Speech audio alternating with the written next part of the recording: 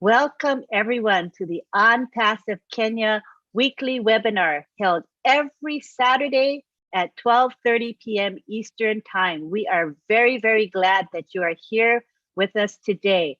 Today's topic is testing the final rollout. And this topic has been suggested to us by our very own CEO, Ash Mufara. So we hope that you will gain knowledge from this topic today. It is a very important one. And today we are going to begin with our OTech pros who are going to be speaking on this topic. The first speaker we have today is Collins, and he is going to give an overview of testing and the testing process. Take it away, Collins. Thank you, everyone. I just want to greet all the panelists. We appreciate you, and also the attendees and those who are also watching online. So as Lynn have just said, we will be talking about testing and data migration. So it's a topic that has been chosen by our CEO, Mr. Ash Mufara. The reason why he chose this topic is because sometimes there are questions that most of the founders ask, not because just because they have little understanding of how technology works. There is no way you can put out a piece of functions out there without testing properly. We already know the effect, what will happen. It is devastating, it is costly, and sometimes lawsuit will even follow the company. There's lots of jobs, lot of crazy things that will happen, if you don't really test your software properly. It's just easy because as our brother Bob said, you just have one bullet, just one shot. And when you shoot it, you miss, that's it, you're gone, and there's no way. But when you get the target, you are there forever. And we are here just to explain that particular thing. We've been hearing our CEO talk about testing, migration. So he said, go and explain. It's just a tiny thing, but it's massive, really massive. So we've talked about it last night, today morning, I think OTech Pro, and we want to explain why testing, what is the meaning of testing? Testing is about verifying to ensure that the software that you build meet and exceed customer expectation. So if your software does not meet customer expectation, nobody will buy it. It's like you have something and your competitor also have it. What is there in yours that will make the other customer come? Because we're talking about customer loyalty. There are a lot of products out there, but what is in your product that will make someone who is a loyal customer to another company for almost 10, 15 years to live where they are, come to you? That is the thing that we are talking. And when you want to test, you look at all of those things out of the box. What is in your own product that makes someone to come? So you have to test to make sure what you are building meet and exceed, not only meet, but exceed customer expectation. Because customers want to get more for less. They want to get a lot for nothing. And if you don't give them that thing, they will never come. Something that they will go back and say, wow, this product is crazy. So we'll look at testing. I'll share my screen and let's go through the process, just a little bit high level. Don't worry if you don't get it, but it's just to give you a basic understanding of what is happening behind the scene in testing. So let me just share my screen. So we have the first bit is testing and data migration. Why testing? Why do we test? Why should we test a product? So we look at it. We said, why should we test? One, you want to gain customer confidence. You need to build your customer confidence by testing. Once you test and you agree, wow, this thing is really good. This particular product you have, be it or mail, we have a lot of products behind. Remember when we saw our old founder, all of us were like crying. We love it. Old founder build our confidence because we know, wow, this is really great. This is something that we can love. There's nobody in onpassive who doesn't love the old founder screen. When we move from old founder to go from go founder to old founder, now we need to check the software adaptability. How is the software adaptable to different environment? Because remember, people will be buying our software, moving like old staff, as Bob talked about old staff, a lot of companies will come. They will buy it and then try to integrate it with other software, other applications that they have in-house. How is it adaptable to that environment? How can you configure it? How can you integrate it to something that is out of onpassive? So you need to check all of that to make sure we have it. You can use it conveniently, and smoothly as possible to identify errors. That's one of the things. You need to test to identify errors because you know error is costly. You identify it quickly and you fix it, you resolve it. To avoid extra costs, we know the cost. Maddie talk about that, and we will listen to the cost again. Bob will talk about it. Oliver talk about it. No, it's just so costly if you miss it. You know, there are loss of lives, a lot of things, not only cost financially, people lost their job and even loss of life. I think Maddie will give a lot of examples about the cost. You know, to accelerate software development, you know, the more you find the error, they fix it, it moves again because the programmers and the developers can build on new functionality. But if you don't test it, what happens? It delays the progress, you know. To avoid risks that can happen, anything can happen, and the company will shut down and then optimize businesses. What happens? You have revenue will go up. The more you test, you get more revenue because people love it, they'll come in. That's the reason why we test, to do all of these things, you know. And then type of testing, we'll talk, these are the main category: functional and non-functional testing. So you test based on the function that they have built. For instance, that you look at the login screen when you want to go to your email. That is the login screen. You go in, you test, enter, you know, the password field, the username field, the password field. You know, you can either click or cancel, okay or cancel. All of those things, all of those little buttons, they are all functionality. Reset password, all of those in their functions. So you want to verify, you want to test that function. That is what is called functional testing. Now, non-functional testing is the testing that are not related to the function, but it comes, again, it's so important, very, very important, because you talk about volume. How many people will come? Because sometimes when we test in-house, we don't think about those volume. We think about 1 or 2 people sitting there, clicking the button and say, wow, this function is great. But have you think about when 1 million people click on that button, what will happen? Will the system crash? That is non-functional part of it. You know, the speed is non-functional part of it. How fast customer can go into that site and get the information that they want and then go do their job easily. That is non-functional part. How easy portability? How can you transfer it from one place to the other? Can you put it on a USB and transfer? That is the portability side. Security, that brother will talk about security. You know, all of those things, they are the things that are not related to the function, but they are so important because if you don't check all of those things, and the moment you put it out, anything happen, your business shut down. You just hear there's no onpassive anymore. And what will happen? All of us founders will cry. Now, so within this particular part again, we have two main categories again in type of testing. You have static and dynamic. Static is about reviewing all those code and look at all of those things, documentation, what, you know, the values that you have to enter. And then dynamic is when the system is running, you know, the system is running and then you have to test. And then within functional testing, you have different types. Unit testing that is conducted by the developers. You know, you have functional testing when they build the system testing, when they build the system and you have to test the system like OMail, you test it. You have system integration when you integrate one OMail to ODEX and all of those are integrations. So you have to test to see if they can work together. You know, you have, you know, when you find an issue, you fix it, you have to retest again. Once you retest, what happens? You have to check other components because the moment you test, for instance, I send an information to Brother Oliver. Just say, bro, me, I'm a software.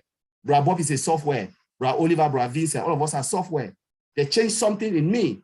They need to tell bro Oliver that or bro Bob that they have changed something because computer don't have sense like human being. They just react based on the information you give them. You have to go and tell bro Oliver that, oh, Collins is sitting there. When the information comes, Collins, now the name Collins is not Collins again, is Vincent or something. You tell bro Bob that the information coming is Vincent, not Collins. You have to go and tell them. So when the information comes, they can receive it. Or if you don't tell them, they will reject it or say, we don't know this person like a foreign body. That's how computer behave. You know, everything you do, you have to tell. So for instance, you change something and developer can forget to check, it breaks everything. You have to go and retest. So when you retest, you discover, they call it regression to verify that the software have not moved from when it was working and then failed. Though I have test Collins is working, but I have to test Vincent, I have to test Brother Oliver, test to make sure all the information are working correctly. And then you have to do all of those tests. There are lot we can go. They are just moving part testing, you know, and you have to talk about smoke testing, sanity testing. It's just about checking all the application. Then now let's look at the life cycle of testing. We call this agile software life cycle. That's what we are working, sprint, you know. Now they give you a piece of functions. That's called it the understanding the features. The QA team need to understand the features that are there to be tested. You know, they have to write a test case. What is a test case? A test case is a set of input value. So you input information, for instance, username, password, click, and then expected result. What are you expecting? The system must log you in or should log you into that. When I enter this information, and then there's a precondition, provided that information is in the database, log me in. If the information is not in the database, come with a user-friendly information and say, this information does not exist. Because code doesn't understand that, they'll give you like a crazy error. So you have to tell them that we don't want that crazy code error. Just come with a friendly and on a language that everybody can understand. Give me a user-friendly language. This doesn't exist. And a lot of times we've seen that people go and try to create an account, and then they said, wow, the account doesn't exist. Those are user-friendly information to tell you that go and verify or go and do it again. And then that's test case. Test case is a set of input value and an expected result. And then from there, when you write all of those during that time, and when the software is ready, then you have to use it to test. They call it test execution. You execute all those test cases, means running it now dynamically, testing everything as it is. And then they can release it to the environment if it is good. And if there's any defect, they can fix it and then move it to the next sprint. And we talked about sprint last time, sprint. Now, the same thing here is just the same software development, software test lifecycle, STLC, where you analyze requirement, you write your test plan, you write test case, we already understand what the test case, you prepare your test environment, because there are different test environment. You have the developer environment where they build the code, they do everything, they test, they do their unit testing, they move into test environment where the QA team tests, they move it to another environment which is closer to the live environment. They test, and then they move it now to where we are seeing now in our back office, where we do beta testing, because beta testing is just one of the tests. But what we are saying here is alpha testing. All the tests I'm saying is alpha, doing in the alpha testing is tests that they do within the company, what the guys in Hyderabad are doing. So when they come out, what we'll do is just beta testing, but they go through all of this process. And why we are doing this, just for us to appreciate those guys who are doing the wonderful job for the company on our behalf. So I'll just leave it there until Lynn, and you take it. Thank you very much.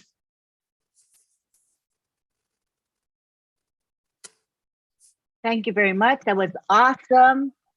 A great overview. Next, we go to Oliver Fonte, and he's going to talk about the importance of security testing. Hi, everybody. Thank you, Anteline. Collins' wonderful presentation, Bob, Vincent, Grace, Marcien, CV, and the rest. I can't call everybody. I just want to say thank you for being here.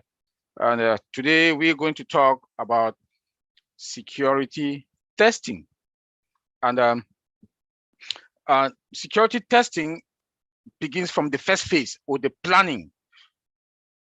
The planning of the security testing is from the first phase, which is the planning phase, the analysis that they'll give. We need to start planning and talking about security, how they're going to integrate security in the first phase to the second phase to the last phase that they have to roll it out. You have to start from the planning phase. And after they've done that, now we'll ask ourselves, security testing. It's a type of software testing that uncover vulnerability, threat, risk in a software application and prevent malicious attack from intruders. For that phase one, as they're writing down the code, they're preparing the code, the test cases, they have to make sure that security has, the security engineers are also part of the coding to write the code, how they are going to attack or make sure that they cannot attack that particular product as it's starting from phase one.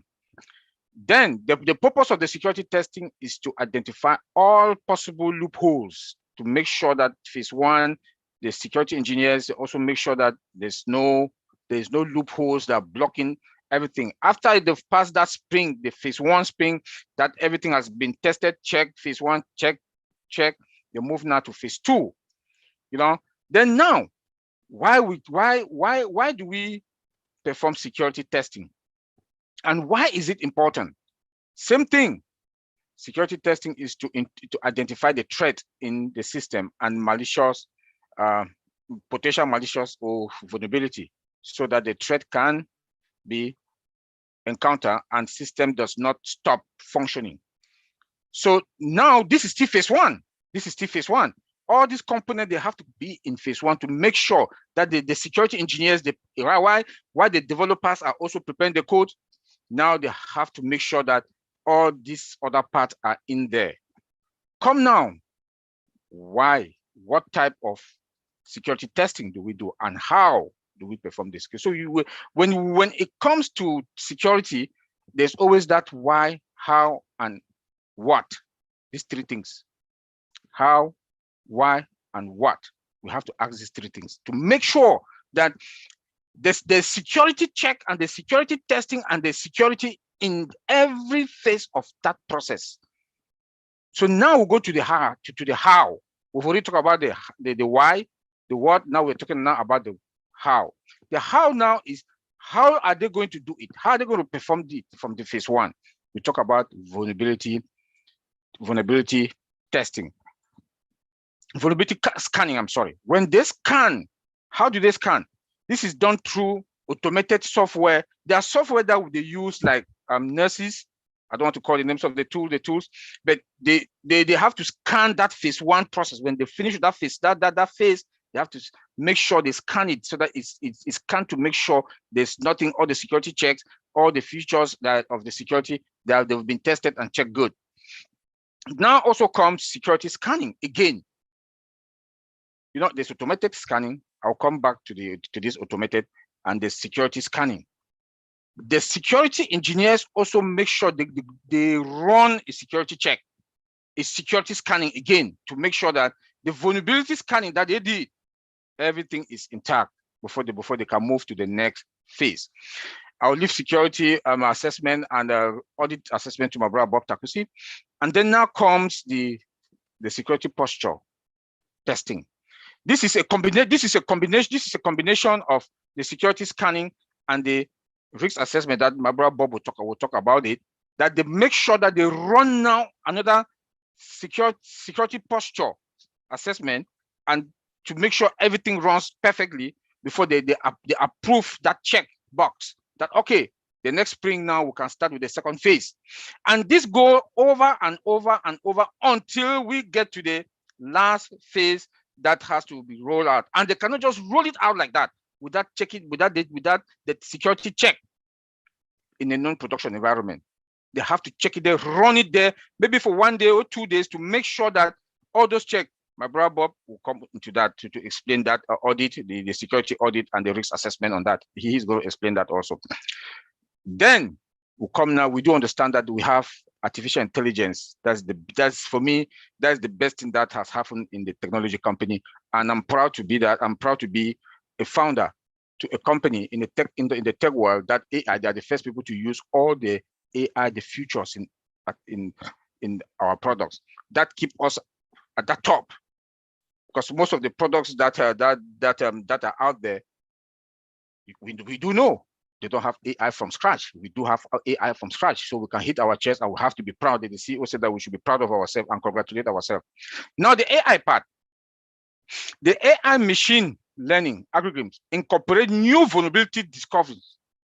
Does that continues improving and exploiting that threat detection capability? That one is powerful. We do know that. That AI comes with its own security. You know, AI comes with its own security. So for us to do security check, we have to use AI also to make sure that we run that automated security check continuously to make sure that that phase of that phase also is good and ready to go. AI also enables that they don't consume too much time. Once the algorithms they've perfected themselves, we don't use too much time to do the security checking. But me, for one, like I'll say, I always want to do manual check. But when you do the manual security check, you have control that you can easily dictate a few things. Though it consumes too much time, but AI help that we should not consume too much time.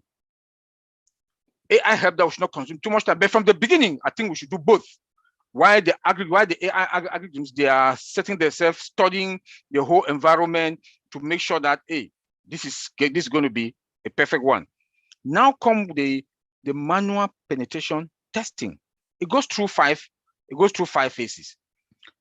The 5 phases that it goes through, and they do the pen test, which is also manual. Like I just said, that I prefer the manual pen test because they hack the system, they hack the system from the networking to the application to the WAF, which is web application, the Wi-Fi. I mean the firewalls. I'm sorry, the firewalls. They also have to check. Security check has to go through all of them, from the networking, the networking, the software application, and the WAF, which is the web application firewalls. They also have to check everything. The security check has to go through, so that we should make sure that our system, before they roll it out, we've gone through all those checks. And the guys in Hyderabad, let me say it again, they've done a wonderful job with our CEO, for them to go through all this, and AI and integration and automation. And they've used less than 4 years to come out with the amount of products that we do have now. Is this is something that has never been done. We know one product is out there, they use more than 4 years, and it's still not perfect, it's still not good, you know. So we are in a very better place, a very good place, that our CEO is not only an IT person, he is IT, he is a marketer, and he is everything, and his eyes are on the security, and his eyes are on every phase of this product as they're moving through their various the various process. I'll leave it there, Antiline. Thank you. Thank you very much. That was brief, but also very clear information. Thank you very much. Next, we go on to Vincent Ete, who is going to be speaking on the topic of data migration. Hi, thank you, Antiline. And then thank you for wonderful presentation by my brother Collins and my brother Oliver. And thanks also my brother Bob to be here. We thanks also all the participants. Without forget, thanks to Marcian, Sylvie, Janita, Abraham, Mama Grace. Thanks for everyone. So I would like to start this data migration. So first of all, the first question I will ask for the data migration is to ask, what is a data migration? So the data migration is a process. It's a process of migrating from one system to another system. So known as a data migration. So this is how the data migration works. But some people may say, oh, it's very easy. It's easy. You take like one pen and then you move it to another area. No, it's not like that. We need so many things happen during the data migration. We need to do so many things before we start the process. We cannot move it like I take my pen here and then put it to another desk. No. It's different scenario, different thing we need happen, and different thing happen in the background before we do the data migration. So the data migration, we have a different type of data migration. We have a storage migration, we have a database migration, application migration. We have also a business process migration and a data center migration. So in here, I think this week, I know most people hear about our CEO talk about moving our data from AWS cloud to our own data center. So this is a process of moving the data. So that migration from one area to another, we need to carry on so many steps before we can get there. So first of all, I will try to explain to people what is a data center, because data center, we mentioned about data center many times, but most people, they don't get it. The data center is where we keep our business critical, like application and data. So a data center is a real world. It's not a virtual. It's a physical location where we put all IT equipment or IT technologies in a room. So it's like everything in IT we use it, we put in one room. So this is what they call it a data center, because everything in IT, the equipment, it could be cable, it could be the data, even email storage, application, everything's in there. So this is what the whole thing, we call it a data center. So to do the migration from the data center, the first thing we need to think about, identify the data format, the location, and also the sensitivity. So this is thing we need to carry on before we start the data migration. We need to identify where we are migrating. We need also to find out what are the format currently in, and also where it lives, and also what format it should be in the post-migration. So during the pre-planning process, we may spot potential risk. So we need to find out this risk before we start the migration, because the pre-planning step can save you making like critical error during the actual progress plan. So this step, we use it to make sure that we can find out all the risk, all the potential issues before we start the planning process, so that we can save us time and time and money also before we start it. So the second step we need to move in, we need to move on also the planning for the size and the scope of the project. So we need to also find out the size of the project, define the scope of the data migration plan. So plan out the resources we need to use during the planning, and also put in place a realistic budget so that we can work according to the plan. So also we have to conduct a flexible time, like the time frame we use it to conduct the migration, whether we need a weekend or maybe evening. So we need to think planning all this time before we start the migration. So if the time scope, so then we can do it, or maybe we can do it normal business hours. We can have to think also of a downtime, the downtime we needed to execute the business plan. So we need also to think about trying to do something and then avoid interrupting the business. So all this we need to put in a plan. This is part of the planning before we can start maybe this. And then once we have put in all this in plan, whether it could be maybe the migration can take place after hours or after a weekend, or avoid interrupting the business, we have also to communicate the business to stakeholders, all the customers, about the timelines and also the potential downtime. If we have like last time we did our migration, we say we have downtime between 2 and 3. So this will be a downtime. The customer cannot go into the website. So all this need to be planned, and then communicate out to the people, our customers, stakeholders. All people should be aware of that. And then once this is done, we go to the backup. So the backup is also one of the important steps, because we need to take the backup before we start the migration plan. So once we have a proper backup put in place, if anything happens, because it's a system, is IT, anything can happen. We could have an error in the system. We could have maybe some incomplete system, missing files, missing application. So this is the reason why we need a backup that before we start everything. So when anything happens, we can have it. Or maybe we can also back up the system to the cloud. So once the application or our backup is in the cloud, also is another safest way to starting the migration plan. So, and then once this is done after the backup, we need also to assess the staff ability and also the tools we need to use for the migration. So we check the staff, if our staff have the required skill to do the job, or they need more help from outside third company to come in to support for the migration. And then also, once this one is defined, we need also to find out the migration tool in place.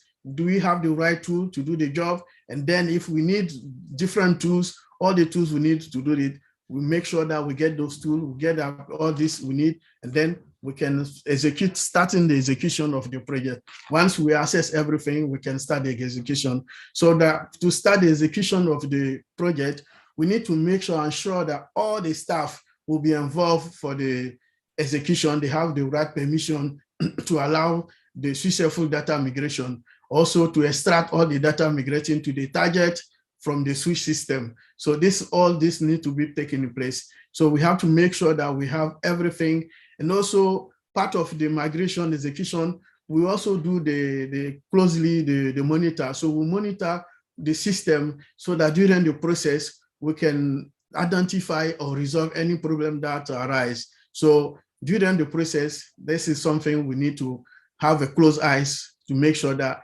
everything works smoothly as we expected. So once the migration is executed, always we have a two result. We could have a failed migration, and then if the migration fail, we should not panic. We can still roll back, and then we can get the system back to the way it used before we start the migration. So we don't have to panic.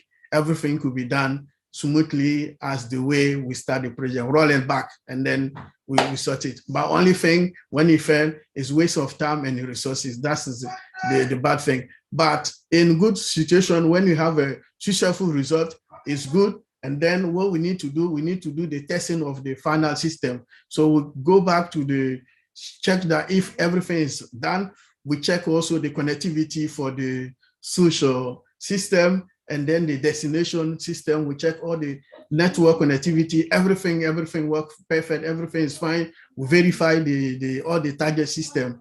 And then the goal of the migration is to make sure that everything is correct, secure, and also in the proper location. So this is what we need to do. So once we get that, we get to my brother Collins, and then we say, okay, we need to test the system. So when it comes to testing, no one can beat my brother Collins. So we go back to Brother Collins testing. So we need the unit testing, we need system testing, volume testing, web testing, and then also we do the batch application testing. So if someone want to get more about testing, want to understand more, you go to refer to my brother Collins. This is his area. So no one can beat him in this area of testing. So this testing is a very important part of the migration, because before we start the migration, we do the testing.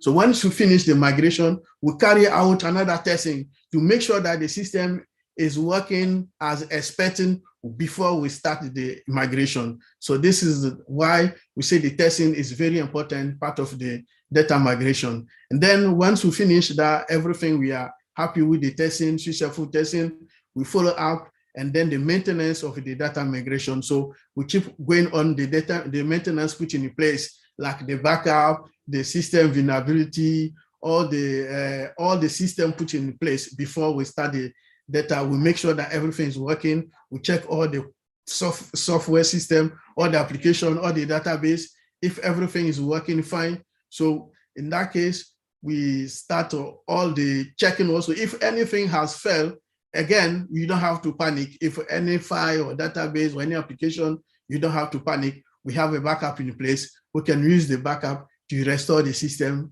and then make sure that the system works as the way we're expecting, or work before we start in the migration plan. So this is exactly what we need to do about the data migration. So thank you, all of us, and then I'll leave it to Angeline. Oh my, Vincent. Data migration isn't as simple as I thought. I thought it was like clicking a button and voila, the data migration happens. So luckily I have the OTEC pros to advise me that this is not the case. It is a very complex, involved process. So thank you so much for educating me, so I know better now. Next, we have Bob Takusi, and his topic is compliance and security audit. Go ahead, Bob. All right. Hello, everyone. Greetings from Bel Air, Maryland. It's afternoon here in Bel Air. It's a beautiful day. I want to give a shout out to my sisters. I see them, my beautiful sisters, Marcienne and Sylvie. Good to see you. My fellow brothers, Oliver, Collins, Vincent. And I also like to say hello to Sister Grace. Sister Grace, good to see you. Abraham, good to see you. Mamadou Jallo, good to see you. And I also want to say hello to my sister, Maria Aquino. Good to see you. And I want to also acknowledge Miss Kerry Young. Thank you for your contribution yesterday. We look forward to working with you. Good to see you. So for those of us who are plugged in, who are really plugged in, who are following up what is going on with onpassive for a while, I think it is a fair statement to say, and rightfully so, that upon the launching of onpassive is going to be the greatest, if not the greatest company that has ever existed, that has ever come forth to the world. And I say so with certainty, based on the impact that she will have, not only to her founders or her customers, but to the world at large. We know that we are coming to the world with multiple products. We're in several countries, more than 200 countries worldwide. We have all these products. We're going to be serving the entire world. We're going to be delivering our services. We're going to be receiving payment for our services. So we're going to collect personal information from people around the world. And we know in all these countries, there are rules and regulations, there are laws, there are compliance regulations that as onpassive as a company, she will have to adhere to these rules and regulations around the world. We also know that our founder, Mr. Ash Mufara, is a very, very, very highly ethical man. So we are building onpassive, very mindful that countries around the world have rules that we as onpassive have to comply with. So I can remember that Mr. Ash, about a year ago, told us that there are, I believe there are two of the biggest law firms in the United States. When it comes to intellectual property and compliance, I believe one is in New York and there's another one in Washington, D.C., he said, that are representing us. In DC, of course, I live in the Washington, D.C. area. We know K Street, that's where you have those high rises with those high power areas. So when he talked about it, that's what my mind went to. In India, I believe the biggest and the best law firm is also representing onpassive to make sure we adhere to the rules and regulations around the world. We also have associate lawyers and firms around the world, 200 plus countries, making sure that onpassive is compliant. That is a very, very, very, very, very good thing for us as we begin our march towards exposing ourselves to the world. But we know that a lot of companies that are online right now, a lot of businesses have issues. They face certain issues online: money laundering, cybercrime, corruption, trafficking. These are some of the illegal activities that go online and could actually render some companies or create problems for some companies. You know, when you are not fully adhering to rules and laws and building your systems to make sure that these laws are integrated as part of your system as you build them, you can run into problems and you can run into fines and you can run into reputational harm, reputational damage.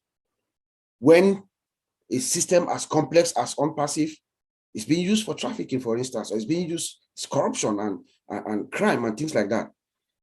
But having the CEO that we have, who is a very, very, very, very ethical man, he wants to correct the corruption, he wants to do right.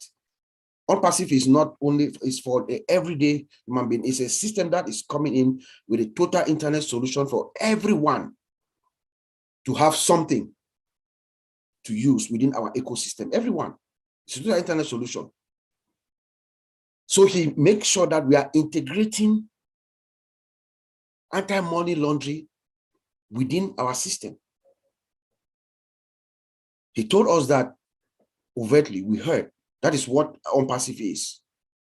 So when it comes to the money laundering and the cybercrime and all these things, and then my brother Oliver always insists on telling us the importance and the inherent detective capability of artificial intelligence is working for us, is on our favor. So with that, we will be able to repel this illegal activity that is online that could impact us. We are going to be able to take care of that problem. The money laundering issues, the cyber crimes. In fact, onpassive is bad news to scammers. I've said this before. Bad news to scammers. The system is going to fish you out. They'll fish you out, target your IP address, they pick up your IP address, they blacklist you. You'll never be able to come into our ecosystem. We are collecting payments from all over the world, from people. Credit card payments, you know, crypto, whatever means that people are going to be paying for their services that we render to them. So we must have a system that protects their personal information. We are going to be collecting credit card information. your credit card number, your name, your address, your this. So countries around the world, they have privacy laws that we must comply with when we are collecting personal data. There's a framework called Payment Card PCI DSS, Payment Card Industry Data Security Standard Compliance. You know, where banks and merchants and companies that processing credit card, they came together and then they formed a council and they created I think it was in 2006, they created setting about 10 security controls that you must have if your system is collecting credit card information, that you must have those controls. So we are building, as we are testing our system, as we're talking about testing, we are building our systems. We are testing the system to make sure we meet this PCI DSS compliance, because at some point they're going to come and do an audit. And once that audit is done, then they'll give us an attestation, something they call attestation of compliance.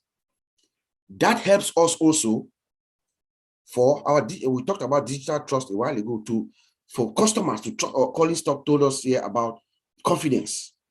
Customers to have confidence in our system, that as they're coming in, they're using our system, they're buying services, products and services from us, we're collecting their personal information, their credit card data, it is being protected. That is what this does for us. And as we're testing our system, we're making sure these controls that are required in this Payment Card Industry Data Security Standard are being complied with. There's also another standard, another certification called the SOC report, System Organization Controls. It also has a name called SSAE 18, you know, where to assist us to also garner this digital trust that we sought for, because the primary objective of every IT industry company is to obtain digital trust. To get that, we could call in one of the big four accounting firms, like PricewaterhouseCoopers or KPMG or Ernst & Young, and you name, there are so many of them. And they can come and audit our system. A thorough IT audit from processes top to bottom, and then they'll give us that attestation as well to help us with our digital trust. There's also something called ISO for a company like onpassive, which is a multinational corporation. There's ISO 27000 and 27001. It's also another certification that a third party can give for us to get that trust. So we test our system to make sure we are adhering, or we adhere to these compliance regulations. Those of us who are here in North America, I'm sure there's some other regulations around the world. There's something called HIPAA, the Health Insurance Portability and Accountability Act. We know there are two titles there. Most people don't know. The second title talks about protecting the health information of the customers, of the patient, PHI, protected health information. So the HIPAA has actually stipulated some controls too that must be in place. So as we are testing, we are making sure that we adhere to those standards. onpassive is going to be used at, I don't know which hospital is not going to use onpassive products. Her own staff, for instance, or even our OChat. OChat is a product that companies are going to use to integrate in their system, you know. So OChat also collects information from customers. So we must make sure that as they're collecting this personal protected health information, our system has that capability, those controls to protect them. So we are testing in each phase that we test this provision to make sure that they are not broken, that they are still intact as we move along. And then, of course, we have privacy regulations. In Europe, my friends in Europe, Grace is in Germany, Collins and Vincent and all our European friends, there's something called GDPR, the General Data Protection Regulation. Privacy is very, very, very important in Europe. My friends here will tell you. Privacy. Even the personal email address of Grace, according to GDPR, is considered personal data. So any system like ours, onpassive, it doesn't matter where you are. Yes, we are registered in Florida, in Delaware, in the United States. We are in India. So long as you're collecting European information, you must adhere to the general data protection regulation standards. There are severe, I think it's like 10%. They will charge you if you violate this law. They will charge you 10% of your gross revenue for the year. Melon Bank, I think Facebook and a few companies have faced these penalties. I mean, they're talking millions and hundreds of millions of dollars. So we are building our system mindful of these regulations, and we are testing the system as we move along on each phase. In the United States, we have something called CCPA, California Consumer Protection Act. It's in California. In New York, there's something called New York State Privacy. There's in most states in Canada, there are privacy rules, just like GDPR. In South America, there's something called Latin America regulation. There are regulations all around the world protecting privacy information. So as we are building and we are moving along, we are testing on each phase. We are making sure that these controls continue to stay in place and they are effective as we go along. The next thing I'll talk about, as my brothers have alluded, is security audit. Security audit is very broad. I'm a security analyst. It's a very broad discipline. It's a broad field. But I will limit our discussion to just to the development activities for this product as we're speaking, to make it brief, not to confuse anyone. And as like Oliver said, we don't have to understand anything. These are just informational stories we are telling you just so we will understand the magnitude of onpassive and appreciate the time that it has taken. Less time, because that's one of the stories that will be told when onpassive launches, is how fast the less time that it was taking. That is a story that historians, IT historians are going to write about onpassive, because for us, those of us who are here, we think it's a miracle for us to be at this point where we are actually talking about testing and the final rollout. So when we talk about security audit on each phase, remember now, from what Mr. Collins said to what Vincent said, we are doing our testing in each phase. That's the policy. That is what is required of us to do, is the policy. But as my brother Oliver always says, he has said this about more than 100 times. We always trust, but we verify. So what the security audit does now is, we go back now and we look at everything that they've said that they're doing. Are they really doing what they are doing? So we go back and we audit, we do semi-risk assessment on each phase. So we make sure, for instance, this version of code, is it compatible? Is the system security, application security still intact? When you move the code, when you changed it, you upgraded it, that last sprint, did we break anything? So we go in now, we verify that they are adhering to that, following the process. Collins talked about testing the code, static and dynamic code analysis. Yes, are they really doing it? Show me proof, trust, be verify. Okay, show me how you did it. Show me the meeting that you held, that you had this code review.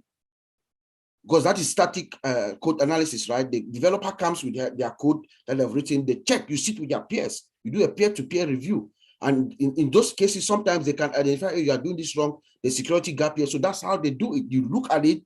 So I want to see that review. That's how we do the audit. You are conducting, okay, after you do that, you do your dynamic analysis. After you deploy your code, you check out the code, you make the changes. Do you run your scan to make sure that there are no vulnerability flaws?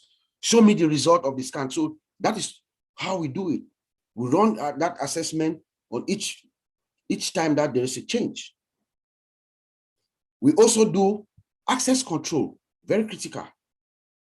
We audit, we check, because you must have the person who is checking out that code, the person who is working on that component, that particular functionality, must be the one that is only the one that is authorized to be able to have access to that code, to check it out, make changes and check it back in. So we make sure that the access is actually really restricted. I will ask Vincent to show me the line, give me a screenshot of the console where the rules are. So that's how we do the audit.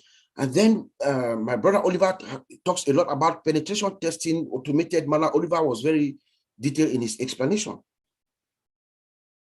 Do you do it? Do you do this vulnerability scan? Do you do the penetration testing? Where is your result? Show me. Show me. When you get this result, when you run this test,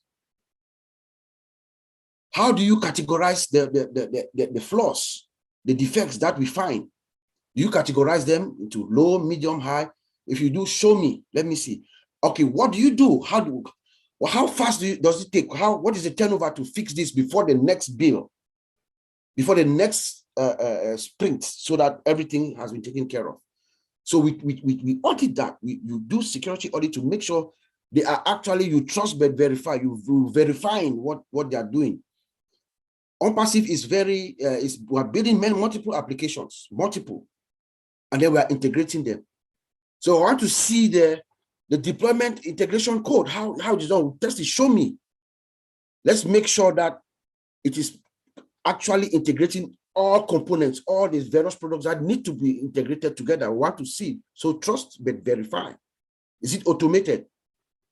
How does the organization actually automate the process? How is it done? Show me. So I want to see. And then, of course, lastly, we have change management. You know, the change management process, is it documented, and does it really define what has to be done? The testing process that it takes. So all this is how we actually do an audit, and we do this for each phase. Each time that Collins' team, they give a go ahead for that sprint, this is good, the MVP, move to this next phase. We have to run through that to make sure that to actually verify this. All this, in effect, helps us at the end of the day, because testing is the most critical aspect of a system development. Testing.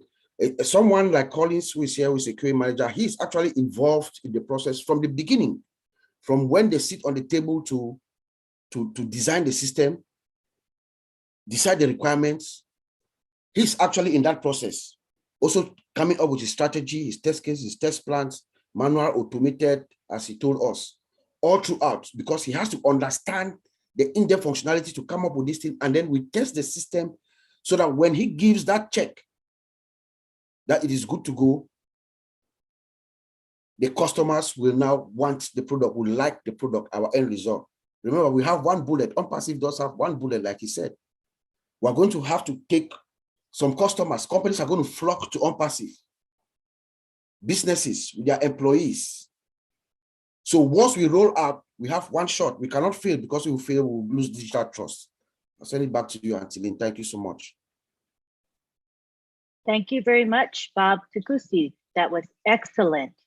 Now we're going to take it to our panelists.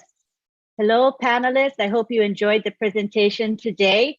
We do have a few minutes now to have a question and answer session. So if you would like to ask a question or make a comment, raise your hand electronically and you can say your piece.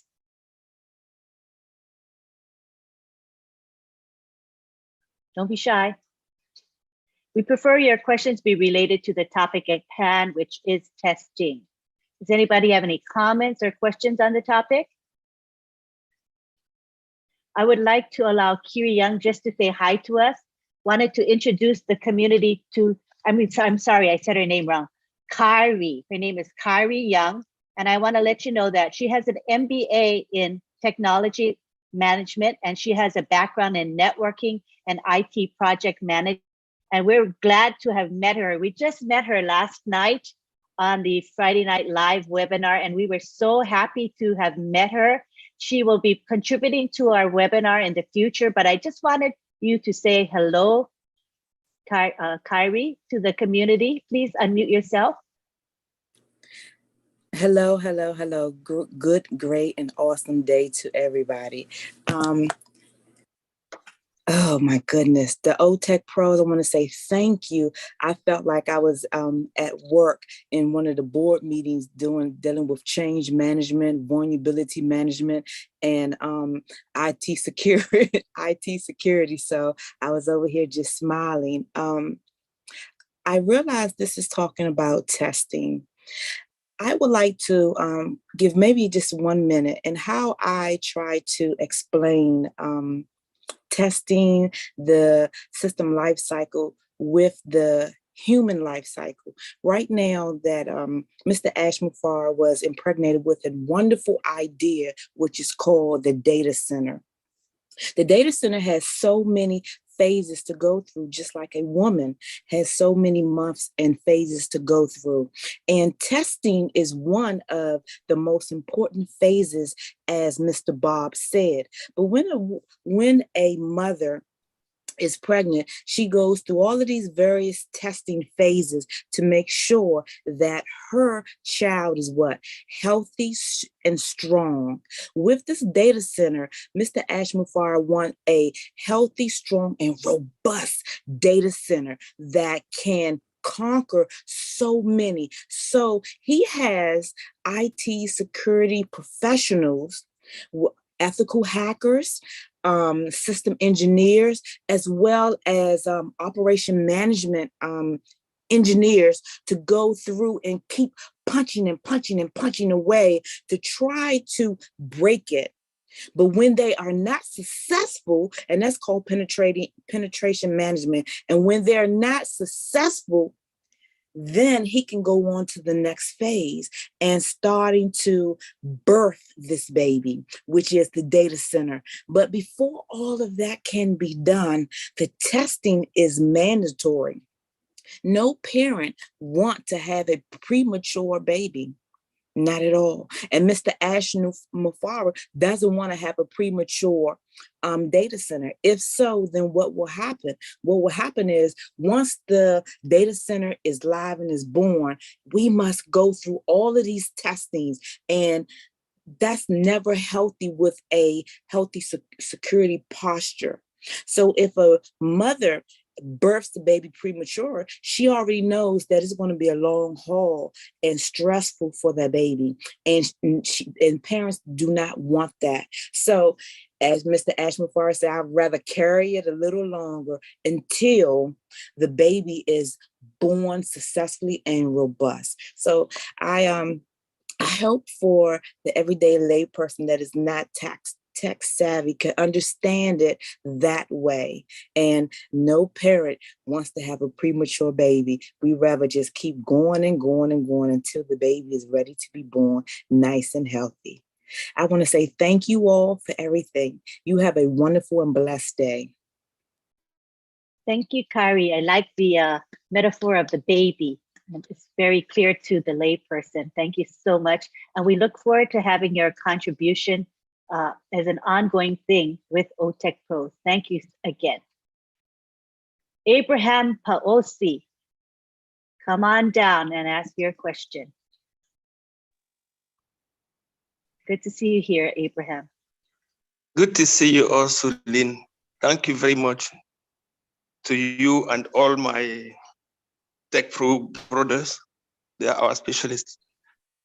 I don't have that capacity to congratulate them because, for me to congratulate them, I need to know better than them and then test them and understand that they have been up to the task. Can I afford that? I cannot. So I will not congratulate them. I would rather express my gratitude to all of them. To all of them. I've learned a lot, but what I have learned, Lynn, is in no way related to technology. What have I learned? That in this family, 4 brothers and a sister can come together, coordinate, share the different tasks, make a presentation that is of very high standard. This is a model. And I think that we can, from this model, we can copy and then apply it in I would say, other fields or other domains. It can be development, it can be project management, because we know we're not only here to make money, but we're here to develop our communities. I think that this model, something like this, can be shaped, framed, and then maybe presented, so that when we go back to our communities with our apples, we would have learned a way of working together as a team. Because at the end of the day, it's not who has made it, who has made the greatest contribution, who has made the richest contribution, who is the most brilliant, who has made the most, the most donation. No. But at the end of the day, what are we taking out? Something rich, something of value.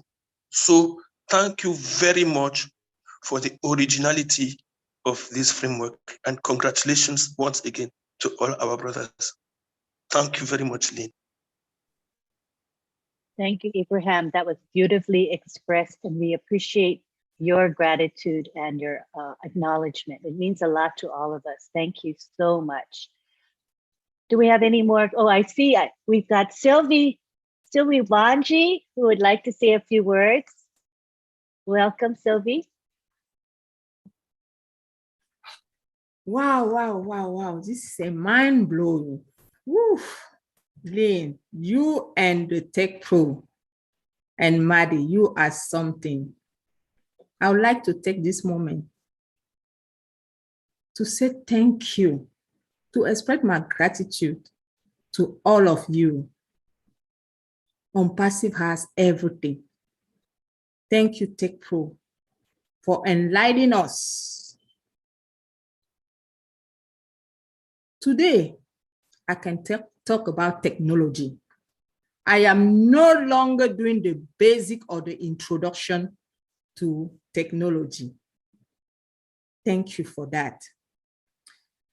Throughout the presentation, I was hearing testing, security, migration, and what I noticed is, what caught my mind is testing. Our Tech Pro talk about automation testing and manual testing. That is amazing. Look at me explaining that, understanding that. I can say thank you to you guys. So now I understand what our CEO and the tech team in Hyderabad and all over the world working for the sake of our, wealth, our future wealth. I understand what they're going through, working hard. So now, as a founder, since all of you have a task, what is our role? What is you as professional or our CEO expect from the founders? What can we do as founder? What is our part to maintain the sustainability of the company?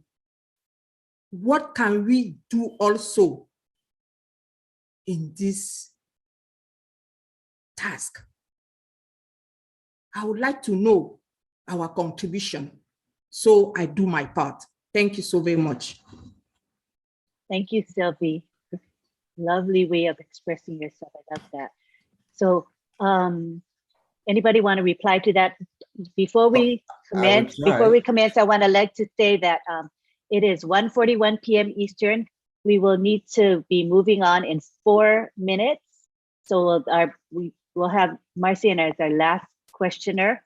And Bob, if you can respond in a very brief manner. Thank you. Very briefly, thank you, Auntie Sylvie. I think this question was posed to our CEO directly, maybe a couple of weeks ago.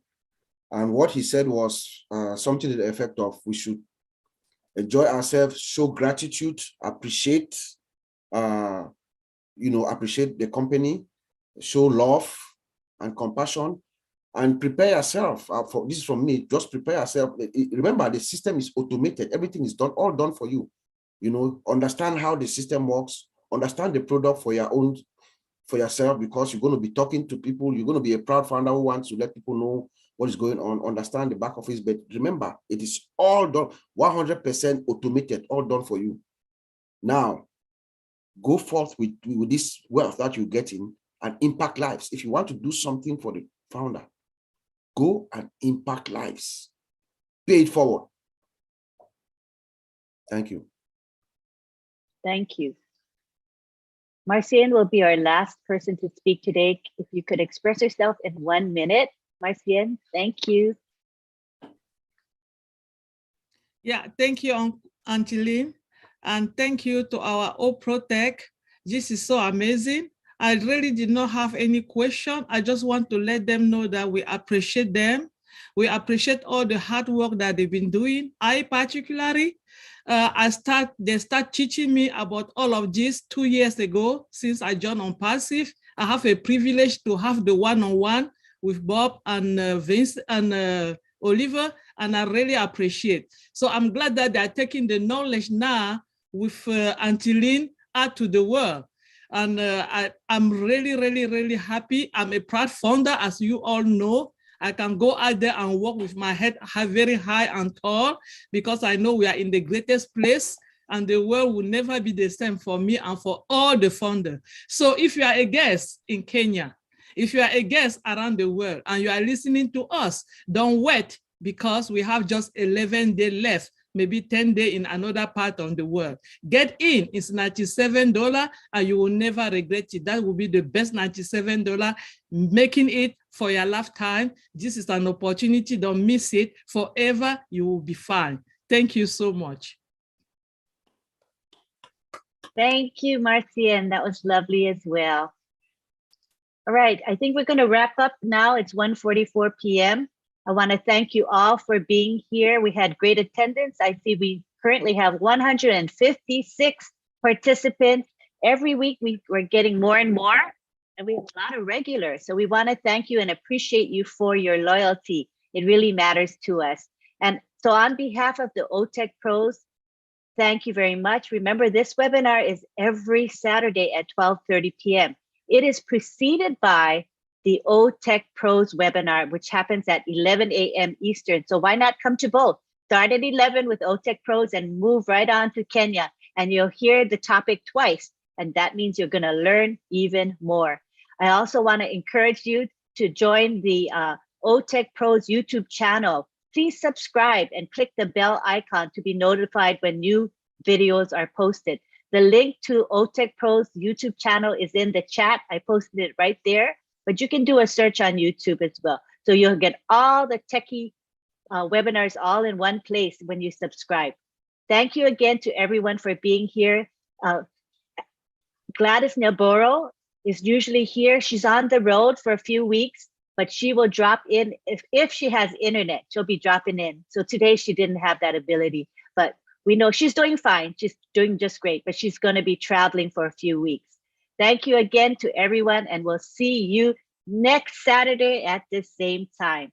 Aloha to everyone. I'm going to unmute everybody so that you can say bye-bye to one another. Go ahead and say bye-bye. Aloha. Bye from Bye. Friends from Houston. Bye. Thank you all so Aloha. much. Bye-bye. Happy weekend, Bye. guys. Stay safe. Bye-bye. Bye. Bye. God bless you all. Bye Bye-bye. from South Africa. Thank you very much. Remain Bye, safe. Alan. Bye, Abraham. Thank you. Bye. Thank you. Thank you all. Bye, Thank you. Momadu. Happy Have a weekend. wonderful day. Yes. Bye-bye. Bye, Grace. Bye, sweetie. Love from Houston, Texas.